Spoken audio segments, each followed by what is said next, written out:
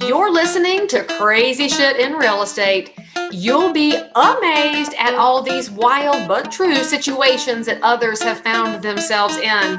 Because on this show, you'll hear uncensored, unbelievable stories from the world of real estate. I'm Leigh Brown. Let's dive right in. Before you get the rest of the story, I'd love to share a quick message from today's sponsor. This episode is sponsored by Follow Up Boss, one of the leading CRMs, client relationship managers for residential real estate. Tons of top producing agents and some of the fastest growing teams out there are using Follow Up Boss to increase lead conversion, eliminate busy work that you're not doing anyway, and frankly, deliver a higher class experience in real estate to everybody who chooses you as their realtor of choice. So if you're going to keep listening to this, which I know you will, there's more information and a personal review of Follow Up Boss. For more information, go to followupboss.com/crazy. Hello, friends. I'm Leigh Brown. This is Crazy Shit in Real Estate. Today is a story that made my jaw drop. I was speechless for just a moment, not long, of course, just for a moment, but you're really going to enjoy Janis Benstock. So buckle up, enjoy, and I'll see you on the other side. So as we're chatting today, I might even after you tell your story, I want to talk about the fact that when you're in real estate long enough, you get to that point of what do we do next? Because I think that's an unspoken reality of the business, and people need to know about that, which is the fun part of the show, is talking about the things nobody knows about. Okay, you mean what do you do next, like investing? No, well, that or the fact that you're opening schools and doing besides selling, because I mean, it's also interesting to me that we don't talk enough in real estate about the thousands of pathways that are out there. And sometimes it's boredom that gets us into it. Like I started speaking because I was bored. I started the podcast because I wanted to do something different, and you don't know what pathways are going to open up until you just start stretching a little bit. And so that's all part of the Janis Benstock story. So as we start recording today, you know, our audience loves just hearing conversations, and you and I'll have that easy. So tell our audience how long you've been doing real estate, where you're located, give them a little bit of the Janis story. And for the record, y'all, when you look at her headshot, she took that as a selfie, and I'm still mad about it because I've never had a selfie come out that good. And I'm legit jealous about Janis. And so tell them who you are. Now they're all pausing to go look at it, I'm pretty sure. So we'll reload that. I'll come back down and take one of you with my iPhone. Yes. So I'm Janis Benstock, and I'm in Philadelphia, which you'll know when you hear my story because it could only happen in Philly.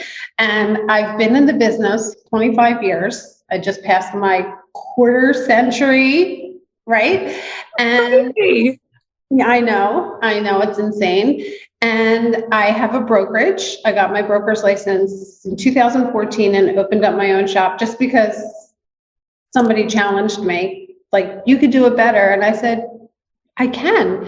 And I literally decided in that moment to open my brokerage, and I just did it. And I'm glad I did. I never looked back.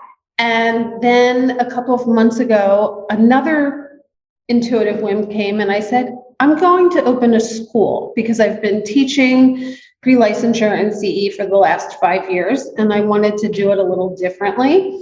So I opened my own school, and classes start in a few weeks, January 3rd. I'm super excited. That's so fantastic. And I thought you were going to say somebody double dog dared you to be a broker, but you went in the much nicer direction. And of course, I have to ask, because you're in Philly, you know, one of my good friends up there is on city council, Alan Dom. Do you know Alan? Oh, of course. I need to get him on the show. He has not shown up over here on the podcast yet. So I'll get him and I'll tell him Janis went first, and he'll just, I love him. So speaking of things that only happen in Philly, right? I mean, only in Philly would you have a realtor on city council who sold a bazillion houses, and a realtor who's got a school and a brokerage is like, oh yeah, of course we text each other, because that's one of those secrets of real estate, is that realtors actually get along very well, even though it looks like we're a super cutthroat business. We're very competitive, but when you sell enough properties, you have to get along with each other for the benefit of who we serve. I always tell my students that their reputation with other agents is more important than the reputation with clients. Love it. You're bringing them up the right way. So is that why you started this school? So you could set them up to succeed in the business and not just get them a license? Yeah, because I always tell people this, that school is hard. They think it's hard and the exam is hard, but the real hard part begins when you get your license, because you wake up every day unemployed. And so they need to start thinking from the first day of class how they're going to build their business, because otherwise they get out and a deer in headlights and they just think it's HGTV. And in fact, on the first day of class, I always ask people, how many of you are here because you watch HGTV? And about half of the hands go up, and then the other half are because they want to be real estate investors. And so we have a little come to Jesus moment. And I'm like, wait a minute, let's talk about meets and bounds, because this is not love it or list it. And I like to bring in the whole idea of community, of networking, of making relationships with people and building your business, because otherwise they get out and they don't know what to do. Do you know, I don't think Meets and Bounds has ever even once been mentioned in any of the $1 Million Agents, Sunset Agents, any of those shows. Now that you mention it, we should do a whole show on Meets and Bounds, because it's freaking hilarious. And if you're listening to this or watching this and you don't know what we're talking about, then now's probably a good time to hit the subscribe button, because we'll have to come back and talk about that, because it's hilariously wild and crazy. Plus, California agents also don't have a relationship to it because their state didn't have Meets and Bounds like us East Coast people did. Right. And I feel like I have on my patriotic redcoat jacket since we're talking about the East Coast now that I realize that. But actually, we would have totally been patriots and not colonialists. So that's a whole different story. So anyway, Janis, you've been in the business 25 years. I want to ask you some more questions, but my audience is here for some stories, and they love knowing what we've seen. And of course, Philly has its own reputation, its own set of real estate rules. I would love to know what you've seen in Philly. And for the record, y'all, she didn't tell me the story beforehand, so we all going to learn it together. Janis, what you got? Okay, so years ago, I decided to buy some investment properties. I got into investing, and this was 2004. And I decided to buy an investment property, and I was going to rent it out. And at the time, I hadn't done rentals, I was only doing sales. So I hired a property management company to rent it out for me. So they put the sign up outside, and my contractor was in there finishing up the last bits and pieces, the punch list items, and somebody knocked on the door and said they wanted to see the house. So he let them in, and it turns out the guy wanted to buy it. He had a son that was going to college, and he wanted to buy it for him. So he made me an offer, and I said, sure, I'll sell it. It was a nice offer. So we went under contract, and the house is vacant, and I'm waiting for him to settle, and he's settling the day after Labor Day. So it's a holiday weekend, and I get a phone call from one of the neighbors, and she said that my tenants were really loud, and they were having parties, and they were causing trouble. And I said, and I knew the neighbors because I'd been around working on the house. And I said, it's not me. I don't have tenants. And she said, your tenants. And she said it several times, to the point where I called my contractor and sent him over to the house to find out what was going on. And he got to the house, and it had only been about a week since he'd been there. And he got to the house, and there were blankets and sheets hanging from all the windows on the inside, like curtains. And he thought something was amiss. So he walked up to the door, and I found this out later, I didn't know. He walked up to the door and he went with his gun. He knocked on the door with his gun. And they came to the door. And they came to the door, and he said, what are you doing in her house? And the guy said, this is my house. So this went back and forth for a little while, and my contractor knew it was my house. And the guy swore that it was his house. So by this point, I'm on my way down there. And we have to back up a minute, because at the time, I was pregnant, about 14 months pregnant, out to here pregnant, hormonal, losing my mind. And I was on a moped because I decided I usually ride my bike all over town. And since I was so pregnant, I decided I didn't want to ride a bike anymore because I was exhausted. So I went and I bought a moped. Are you serious? Yeah, an orange Honda Metro. It looks like a Vespa. And I'm riding around. And at the time, I was literally the only one in Center City with a moped. Everybody has them now. I was a trendsetter. I mean, out to here. I was a sight. So I roll up to the house and my contractor's there and I call the police, and you know what it's like to be hormonal and pregnant. I was out of my mind, and it was summer and it was hot and someone was in my house. I was a little crazy. So we call the police and I'm trying to get in my house. And the guy swears that he has a lease. So the police are telling me it's a landlord-tenant issue. It's not a breaking and entry issue. And this is going on for probably about 2.5 hours, where this guy keeps telling me he has a lease. It's at his aunt's house. He has to go get it. Just one story after another. And I'm losing my mind. I actually got back on my moped once to my office. I grabbed my closing documents. Like I was just out of my mind to say it's my house. So the guy is stalling and stalling and stalling. And ultimately what happens is he leads them into the basement saying now that the lease is down there. And he reached up into the rafters on top of the joist and pulled out a gun. They all tackled him. Nobody got hurt, thank God. They all tackled him and took him away in handcuffs. So I'm thinking, okay, I got my house back. No. Not only was he in there, he had his baby mamas and their children in there. What? Wait, it gets better. You cannot make this shit up. I hope you could be. We're allowed to say that word. Okay. The show is called Crazy Ship. And you just told me a commune moved into your house. And so I'm processing anyway. They moved into my house. The Pico, the electricity was still in my name. So they had every air conditioner on. They had stereos in the rooms, every single TV and stereo on, but the volume turned down. It was like they were trying to rack up the bill. They had cooked in the kitchen and gotten grease all over the wall behind the stove. They had scuff marks on the walls from moving their furniture in, and on and on and on and on. Furniture? They had furniture? They had furniture. They had piles of clothing, furniture, clothes, stereos. It was just all completely like they moved in. So the police tell me to let them back in to get their stuff. And I said, no. And he said, if you don't let them in, they're going to send their friends down. This is Philly. They're going to send their friends down and they're going to get their stuff. So I had to let these people back in my house and stand there. Now it's just the baby mamas because he's carted off to jail. And they're in there taking out stuff. They didn't take out everything, but they took out their clothes and their personal belongings. And we had to clean out the rest and get this all ready for settlement for tomorrow. The day, Labor Day. Well, over the holiday weekend. Okay. You ready for the best part? Okay. So I told y'all that I would do a review of Follow Up Boss, because I'm your friend in real estate. And I did. Now, there's a blue million CRM out there. I mean, if you go to any Facebook group, every realtor's like, which one should I use? Which one should I use?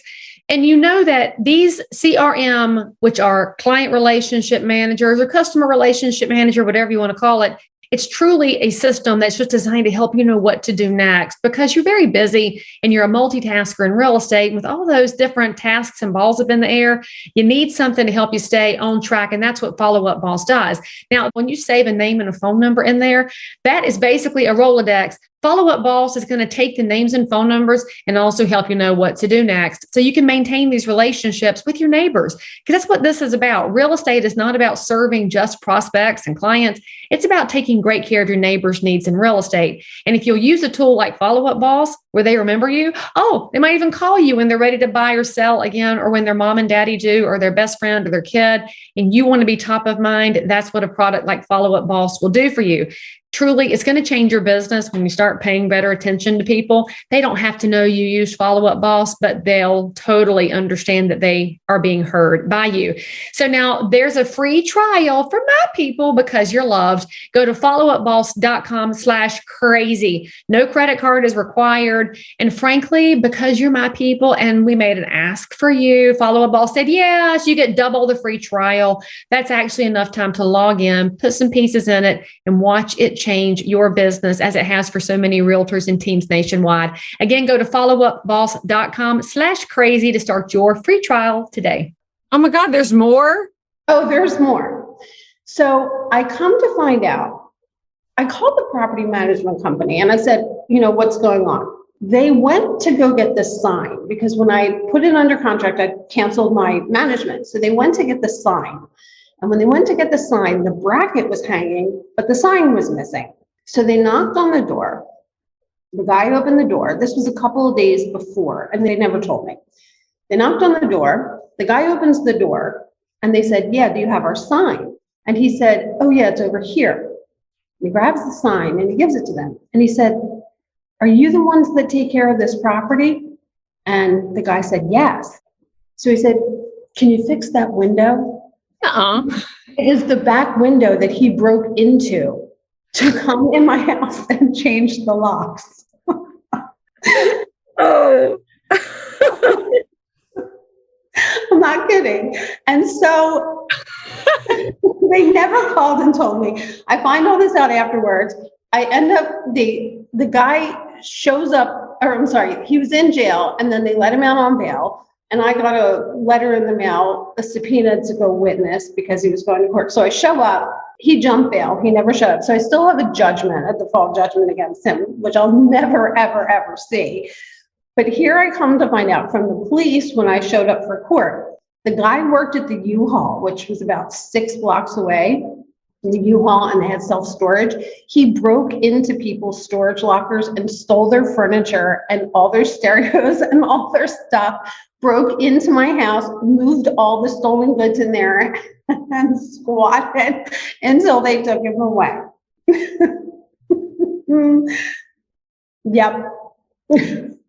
Did the closing still happen? Did the guy still buy the house? Closing happened. My contractor banged it out. He got everything done. And the guy, I can't remember if we had to postpone a couple of days. We may have, but the guy was really nice and he ended up buying it. And then he became a client of mine. And I ended up selling him other investment properties over the years. It had a happy ending, but cool. I mean, there's so much to unpack here. And squatter stories, I think, happen to all kinds of realtors. And in fact, the proof that this stuff happens in some degree or the other is that your property management company didn't let you know that the guy reported a broken window. They're like, another weird guy, another broken window. They just going to deal with it because property management is so underappreciated. I mean, property managers that are watching this, we appreciate y'all very much. Public, y'all have no idea what property managers go through. But I want to point out too that there's a realtor safety thing here that the public never gets a good grasp on exactly how risky realtor jobs are until we give them a visual of a pregnant realtor rolling up on a moped. But it's a good thing that you did send the sheriff or your contractor first, right, so that somebody else would have gone to the property, because had your contractor not gone first, it could have been a whole different outcome, Janis. Oh, I know it. And believe me, I know it. And, I'm really careful. I show a lot of properties that are boarded up, that are vacant, those kinds of things. And I've been surprised a few times. And even if a house is completely vacant, sometimes, we have neighborhoods where the back of the house is missing, or the back door is missing, and people are in and out, animals are in and out. You always have to go in and announce yourself and be careful. And yeah, it's a little risky. It's part of the reason why I'm not out there doing it. I'm a little tired, a little old from doing all that every day. No kidding. And just a reminder, friends, if you carry concealed, just make sure that you're the person who practices and you have the appropriate permits and licenses for that.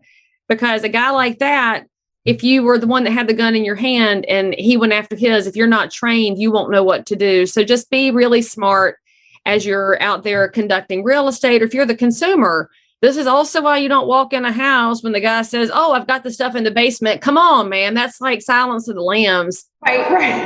Right. Nobody keeps anything in the basement that you need to walk down there with them to get.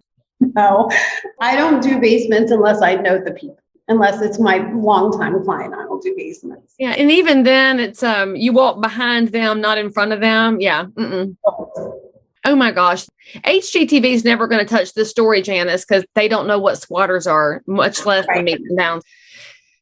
I'm still upset about too. There's a commune in the house, but it's a whole different discussion. Oh my gosh, so much. And y'all, if you're a realtor, please be safe out there. Never go by yourself to a property. And if you're the neighbor, actually, there's something else here all investors should do what Janis did. You need to know the names of the neighbors and go make sure they have your phone number, because thank heavens that neighbor reported in the party that was going on so that you could deal with it, because the neighbor could have been at risk. Oh, absolutely. And the longer it waited, the more damage I would have. And she didn't know that I was selling it. I'd never told her because it happened so fast. So yeah, that's true, is the neighbor should. Plus, you want to be friendly with them. There have been times when we've renovated properties and, we go into areas that are starting to gentrify, and the neighbors, unfortunately, sometimes don't have money to fix their houses. So we've done things where I've had my contractor go when he's doing my roof and fix their roof too. Oh, I love that. Yeah, because they're dealing with all the construction and the mess, and it's just a good neighborly thing to do. And they're already up there. It's economies of scale. It's not that much extra to have them fix their roof too, and it protects both of the properties. So everything that you can do to befriend the neighbors and be a good neighbor, especially in an area that's gentrifying, because people are really, you have to be sensitive to that. It's part of the cyclical nature of real estate and neighborhoods, especially in urban areas, but you have to be really cognizant of people and their feelings. And so it makes it a lot nicer of a transaction. Well, and a lot of those neighbors that are in the neighborhood in that situation may have a generational house, elderly folks on a fixed income who would have done the repair, but maybe don't have the assets to do it and don't have the available cash. So I love that you're just making the neighborhood better all around you. So look, crazy shit went from the nasty squatter to how you can be a better neighbor if the neighborhood's changing. That's a really good, crazy thing. I love that. You didn't tell me that happy part. Oh, now I feel warm and fuzzy because that's good stuff. Yay. Okay. So I do want to talk about something briefly before I let you off the show. And I know, friends, y'all are used to the really short episodes, but sometimes we have to go long for a minute. And Janis is fascinating to me because she said out loud at an event that we were at together a few weeks ago that she was doing everything she could not to sell a house again. And as realtors, the number one thing that a new licensed person says is they just want to sell a house. Then you get 25 years in, and now you're trying not to do it anymore. And I just want to unpack that for a minute, because there's a real space there that experienced realtors get really great at the craft of real estate, and then they get bored. And entrepreneurs, when they're bored, need to find another pathway. Because while you're still very good at conducting real estate and very good with buyers and sellers, that's not where your passion is today. What was the wake-up moment for you to figure out that your passion had moved somewhere else or had just diminished in that sales space? I don't know that it was really a wake-up moment. It was just, now that I look back on it, there were a couple of things that stand out to me. One is my former broker. I spent the bulk of my career with him, and he taught me more than every other source combined in this business and in life and real estate and everything. And one day, I'm sorry, I'm getting over cold. One day he said to me, you should go teach. And so I went to apply for a job as a real estate instructor, and they didn't hire me, but then I ended up going back years later and they did. But I'll never forget him telling me that. And then he must have seen something in me, because when I started teaching, that's when I really hit my stride. That's when I knew this was my thing, because I love to educate and I love to empower people.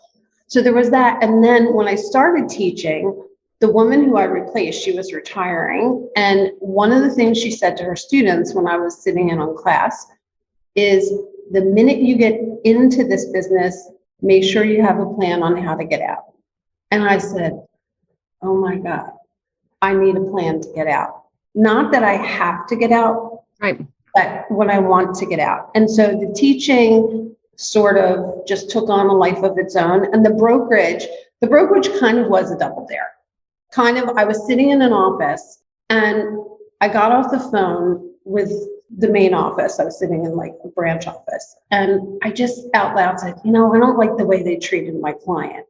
And the guy sitting next to me was, oh, Janis Benstock Real Estate, you could do it better. Go do it yourself. And I kind of just said, you know what, I can. And that was it. And I opened my brokerage. So the thing about opening a brokerage for me, the first step was that I was bored. I was bored just being pigeonholed into just doing the same thing over and over again. And you have to branch out, because otherwise the creativity in the entrepreneurial sphere dies. And let's just explain to people it's okay to be bored, and it's okay to take that boredom and make it something else. And real estate, it drives me a little bit crazy. And you know this, where we seem to set the same goals for everybody, but it's an entrepreneurial space where everybody's learning and growing at different speeds. And then you're working with different clients, and some people really just elevate you and some people pull you down. And then you start to find where you can do different great things. And I love that your broker saw in you something before you saw it in yourself. And how often do we hear that story amongst people that are doing great things? They didn't recognize the talent yet, but somebody else did. It's such a great reminder for all of us that you don't have to be bored, and it's okay to admit when you're bored, and it's okay to believe in somebody else, and it's okay to listen to somebody who believes in you. Yep. And it's also important to be able to notice that in other people. When it's like I always say, when you come to my house, most of the time you're going to find a sink full of dirty dishes. But when I go to your house, I can't sit still if there's a dirty spoon in the sink. It's always easier to do the dishes at someone else's house, to clean up someone else's mess. And it's also always easier to see the gifts in another person than it is to see them in yourself. So if no one has reached out to you to point out your gifts, you go out and you point out someone else's gifts, and that's going to get the energy shifted, and it's going to start happening, and then people will start to notice your gifts. It's like the law of attraction. You put it out there and it starts to change things. And I do that all the time, especially with my students and my agents. I just look at them and I'm like, you're good at that. And then they're like, really? And it feels amazing. So Janis, I love that analogy. I love what you said, because I love doing dishes at somebody else's house, because also I can hide at the sink, and there's something to be said for that too. If somebody wants to get to know you better, if they want to find out about your pathway, your journey, your real estate investment prowess, I mean, you know so much about real estate, not just in Philly, but in New Jersey as well. How can they reach out to you? What's the best way to connect? Sure. I think probably on social media is the easiest way. And my name, Janis Benstock, on Facebook or on Instagram. And they can also always email me. We always check email at hello@jbrea.net for Janis Benstock Real Estate Academy, jbrea.net. And she's Janis, like Janis Joplin, not Janis, like your Brady Bunch. Exactly. Let's see. Janis Joplin, not Brady Bunch, might be how I have to refer to you in the future, but that's okay, friends. If you're now processing that in your head and I totally derailed you writing down her stuff, it's okay, because all of her contact information, her links and handles are in the show notes for this episode. I highly recommend that you connect with Janis, because you'll love her as much as I do. And maybe she'll teach us all how to take a professional looking headshot selfie too. Janis, thank you so much for coming on the show, for being so vulnerable with us in your own personal journey, and for a story that gives us all a lot of reminders about exactly how crazy real estate is. So I appreciate you. I'm so grateful for you. And I can't wait to see you in person soon. Thank you so much. All right, friends, if you enjoyed meeting Janis, and you know you did, make sure you've subscribed, you've given the show 5 stars, and leave her a nice comment over there wherever you're watching or listening to this show, so she can feel the love. And make sure that you tune back in, and we'll see you next time. Okay, now don't forget to go try Follow Up Boss so that your business can continue to expand in professionalism, and then you can meet some more crazy people yourself. I really appreciate Follow Up Boss sponsoring this episode, but mainly I appreciate them for giving y'all double the free trial time with no credit card required. So make sure you go to followupboss.com/crazy, and then let me know what you think. I'll see you guys next time. As always, I'm so super thrilled that you joined in for more crazy shit. And if you're a realtor, investor, inspector, lender, or just a regular human being who happens to have an unbelievable story that you need to tell the world about, or frankly, you just need to one-up the story you just heard, then make sure to DM me on Instagram at Leigh Thomas Brown, or tweet me at Leigh Brown, or frankly, any social network where you hang out. I'm there. And if you had some fun, then you totally want to subscribe so you don't miss out on any future episodes.